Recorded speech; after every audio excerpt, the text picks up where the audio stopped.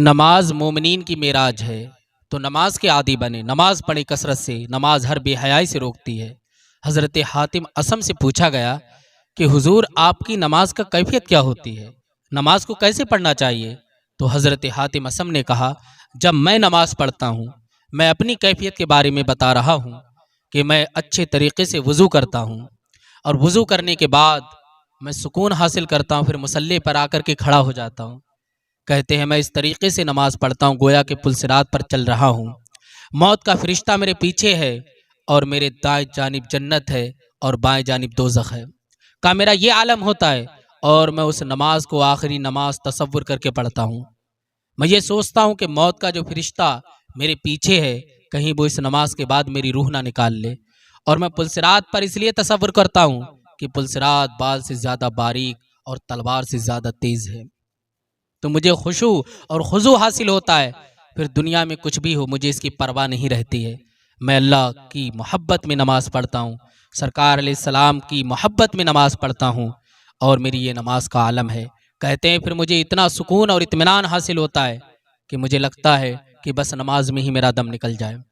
دیکھو بزرگان دین کی سیرت، دیکھو اللہ والوں کی شان، کہ ان کے نماز کا طریقہ یہ ہے کہ وہ یہ تصور کرتے ہیں کہ یہ ہماری آخری نماز ہے، مگر ہم لوگ کیا سوچ کر کے نماز چھوڑ دیتے ہیں کہ ابھی وقت ہے، ابھی وقت ہے۔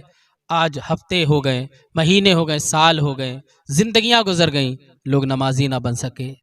کتنے لوگوں کو میں جانتا ہوں کہ حضرت اس جمعہ سے پڑھیں گے، مگر جس جمعہ کا جب اثر آتی ہے تو لوگ بھاگ جاتے ہیں۔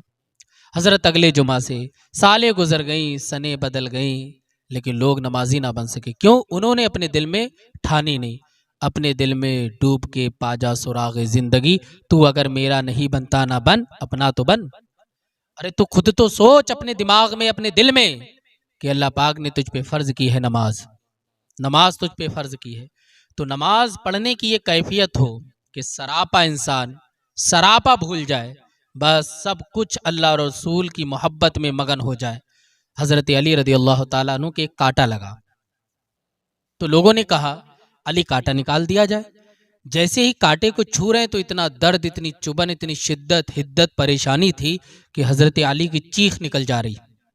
تو کسی نے کہا یہ علی ہیں، یہ حیدر کرار ہے، یہ حسنین کریمین کے والد ہیں، یہ مصطفیٰ جان رحمت کے نواسے ہیں، انہیں نماز سے بڑی محبت ہے، جب یہ نماز میں جائیں تب کانٹا نکالنا۔ حضرت علی نماز میں گئے، وہ کانٹا جسے علی چھونے نہیں دے رہے تھے، کوئی چھو لیتا تو ایک دم بہت تکلیف ہوتی تھی، مگر حالت نماز میں کانٹا نکال لیا، حضرت علی کو خبر نہیں ہوئی۔ تو یہ بزرگوں کی نماز کا عالم ہے۔ ہماری نماز کا تو عالم یہ ہے کہ مکھی بھی نکل جائے تو ایک دم حالات ہی بگڑ جاتے ہیں، اور کہیں کوئی دوسرا کیڑا آ جائے، سانپ آ جائے تو شاید ہے اللہ رحم فرمائے، ہم سب کے حال پہ اللہ فضل فرمائے۔